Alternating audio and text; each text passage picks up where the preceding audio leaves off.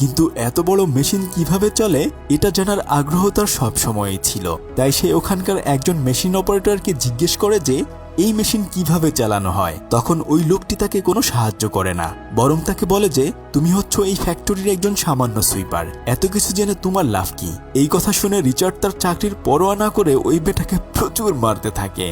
আরে না, সে আসলে কল্পনায় ভাবে যে যদি আমি আমার আগের জীবনে ফেরত যাই তাহলে তো তোকে এভাবেই পিটাবো। তখন এই অপমান সহ্য করেও সে চুপচাপ দাঁড়িয়ে থাকে, বরং সে ওই লোকটিকে কোনো কিছুই বলে না। তবে সেখানে কাজ করতে করতে বেকার নামক একজন লোকের সাথে রিচার্ডের পরিচয় হয়। বেকার আসলে এখানকার একজন ইঞ্জিনিয়ার, সে সমস্ত মেশিন অপারেটরদের বস। রিচার্ড তার কাছে কোনো প্রশ্ন জিজ্ঞেস করলে সে তাকে খুব ভালোভাবে বুঝিয়ে দেয়। ঠিক তখন তার সেই বন্ধু এসে রিচার্ডকে ওখান থেকে ক্যাফেটেরিয়ায় নিয়ে আসে। সে তাকে বলতে থাকে যে আরে ভাই, তুই কেন ওনার সাথে কথা বলতে গিয়েছিস? উনি এখানকার সমস্ত মেশিন অপারেটরদের বস, আর তাছাড়া ম্যানেজার যদি তোকে তার সাথে কথা বলতে দেখে তাহলে তোর এই চাকরিটাও চলে যাবে। দেখ, ওই লোকগুলো এমনকি আমাদের সাথে খাবারও খায় না, তারা আলাদা টেবিলে খাবার খায়। গত 15 বছর ধরে এই টেবিলে আমাদের মতো সাধারণ মানুষরা বসতেও পারে না। এসব কিছু বুঝিয়ে সে রিচার্ডকে বলে যে তার সাথে বেশি কথা না বলার জন্য। তবে এত কিছুর পরেও রিচার্ড তার কাজে একটুও ফাঁকি দেয় না। সে কাজ করতে করতে তার কোম্পানির মালিক রোজার এনরিকোর একটা ম্যাগাজিন খুঁজে পায়। সে ওটা পড়ে আরও মনে মনে ভাবতে থাকে যে সারা জীবন সে এখানে সুইপার হিসেবে কাজ করবে না, একদিন না একদিন সে তার জীবন পরিবর্তন করবে। তবে এখন সে আর বেকারের সাথে সরাসরি কথা বলে না। খাবার খাওয়ার সময় সে চুপি চুপি এসে তার বাড়ি থেকে আনা খাবার তাকে খেতে দেয়। তার সাথে একটু একটু তখন সে ভালো সম্পর্ক গড়তে চায়। রিচার্ড তখন তাকে বলে যে আমার এসব মেশিনের যন্ত্রপাতি সম্পর্কে জানার আগ্রহ অনেক, আপনি কি আমাকে এগুলো শেখাতে সাহায্য করবেন? রিচার্ডের এত কিছু জানার আগ্রহ দেখে বেকার তাকে কিছু শেখাতে রাজি হয়ে যায়। আর দূর থেকে তার বন্ধু ভাবে হয়তো এবার তার এই কাজটাও চলে যাবে। কিন্তু পরদিন দেখা যায় যে বেকার তাকে একটা একটা করে সমস্ত যন্ত্রপাতির কাজ শিখিয়ে দিতে থাকে। যদিও সে এখনো সুইপার হিসেবেই কাজ করে, তবে সে স্বপ্ন দেখে যে সে একদিন এখানকার মেশিন অপারেটর হবে। এভাবে কাজ করতে করতে তাদের দুজনের মধ্যে বেশ ভালো একটা সম্পর্ক হয়ে যায়। রিচার্ড আস্তে আস্তে করে তার কাছ থেকে অনেক কাজ শিখে রাখে, আর এর পরের বছর কোম্পানির বেস্ট এমপ্লয়ি হিসেবে রিচার্ড পুরস্কার পেয়ে যায়। আর ওই বছরই তার কপাল পুড়ে যায়। আসলে সেই সময়ে আমেরিকার অর্থনৈতিক অবস্থা ভালো যাচ্ছিল না, তাই তাদের কোম্পানি বারবার লস করতে থাকে। বেশ কয়েকটা ফ্যাক্টরি তখন বন্ধ হয়ে যায়, এমনকি তাদের ফ্যাক্টরি থেকেও অনেক লোককে ছাঁটাই করে দেয়া হয়েছে। কিন্তু রিচার্ডের তো অন্য কোথাও যাওয়ার কোনো ব্যবস্থা নেই।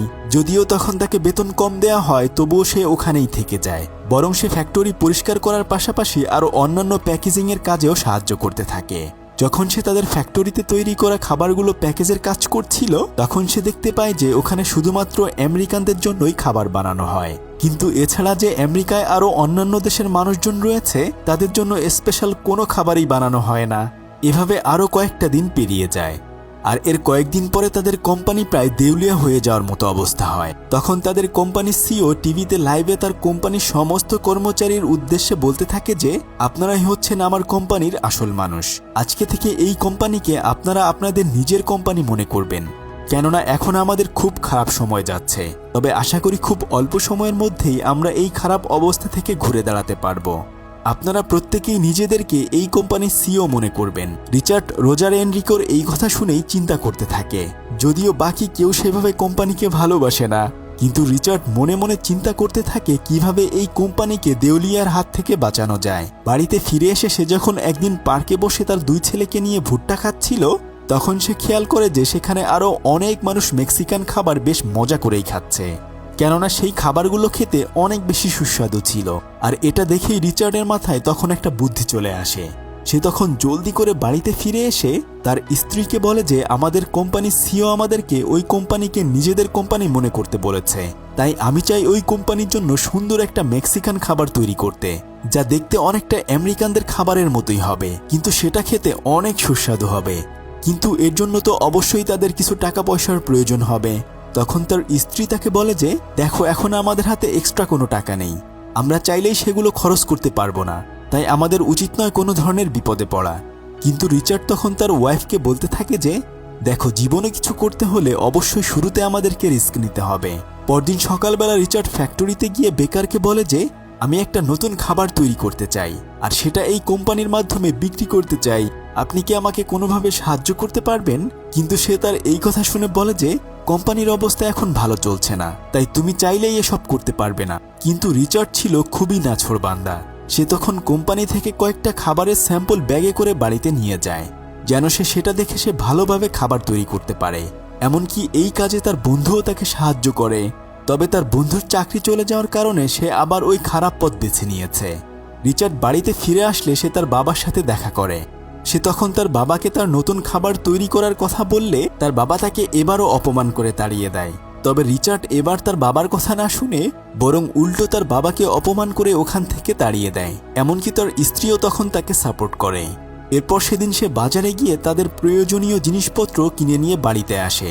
এখন বাড়িতেই তারা সবাই মিলে শুরু করে দেয় নতুন খাবার তৈরি করা। কিন্তু তাদের ছোট্ট ছেলে খাবারটি খেয়ে বলে যে খাবারটা অনেক ঝাল, আর সেই সাথে এটা একটুও মজা ছিল না। কিন্তু তারা এতে হতাশ হয় না, বরং আরও নতুন নতুন শাকসবজি সবকিছু কিনে এনে আবারও ঘরোয়া পদ্ধতিতে নতুন করে খাবার তৈরি করা শুরু করে। কিন্তু এবারের খাবারটাও আসলে বেশি ভালো হয় না। তবে এভাবে বারবার ব্যর্থ হওয়াতেও সে থেমে থাকে না, বরং প্রতিদিনই সে একটা একটা করে খাবার তৈরি করে। এরপর দিন তার ছোট্ট ছেলে একটা নতুন খাবার খেয়ে তার বাবাকে বলে যে এই খাবারটা অনেক মজা হয়েছে। এরপর তারা সবাই সেই খাবার খেয়ে অনেক অনেক খুশি হয়ে যায়। পরদিন সে ফ্যাক্টরিতে গিয়ে দেখে যে আরও অনেকগুলো কর্মচারীকে ছাঁটাই করে দেওয়া হচ্ছে। তখন রিচার্ড গিয়ে ম্যানেজারকে বলে দেয়, আমি এই কয়েকদিন পরিশ্রম করে একটা নতুন খাবার আবিষ্কার করেছি, আপনি প্লিজ আমাকে কোম্পানির সিইওর সাথে কথা বলার সুযোগ করে দিন। তখন ম্যানেজার তার এই কথা শুনে হাসতে হাসতে বলে যে আমি কোম্পানির সিইওকে বলবো আমাদের এইখানের একজন সুইপার যে আপনার সাথে কথা বলতে চায়। তোমার কি মাথা খারাপ হয়ে গেছে? এই কথায় রিচার্ড অনেক বেশি কষ্ট পায়। ম্যানেজার তখন তাকে কোনো সাহায্যই করে না, বরং ম্যানেজার তখন তাকে অপমান করে ওখান থেকে পাঠিয়ে দেয়। কিন্তু সে একদমই হাল ছেড়ে দেওয়ার পাত্র নয়। সেদিন সে রাতের বেলা কাজ শেষ করে চুপি চুপি অফিস থেকে কোম্পানির সিইওর নাম্বার লিখে নিয়ে আসে। এরপর দিন সে টেলিফোন থেকে ওই নাম্বারে কল করে। তখন তার অ্যাসিস্ট্যান্ট কল রিসিভ করে রিচার্ডকে জিজ্ঞেস করে যে আপনি কোন দেশ থেকে কথা বলছেন। সে মনে করে হয়তো অন্য কোনো দেশের কোম্পানির সিইও তাকে কল করেছে। কিন্তু রিচার্ড তখন বলে যে আমি আসলে ফ্রিটোলে কোম্পানির একটা ফ্যাক্টরি সুইপার হিসেবে কাজ করি। তবে আমাদের কোম্পানির এখন যে অবস্থা, তাই আমি একটা নতুন খাবার তৈরি করেছি, যেটা নিয়ে আমি সিইওর সাথে কথা বলতে চাই। এই কথা শুনে তো ওই মহিলা অনেক বেশি অবাক হয়ে যায়। কিন্তু রিচার্ড তখন তাকে বারবার রিকোয়েস্ট করতে থাকে। তখন তার অ্যাসিস্ট্যান্ট তার কোম্পানির সিইওর সাথে তাকে কথা বলার জন্য দেয়।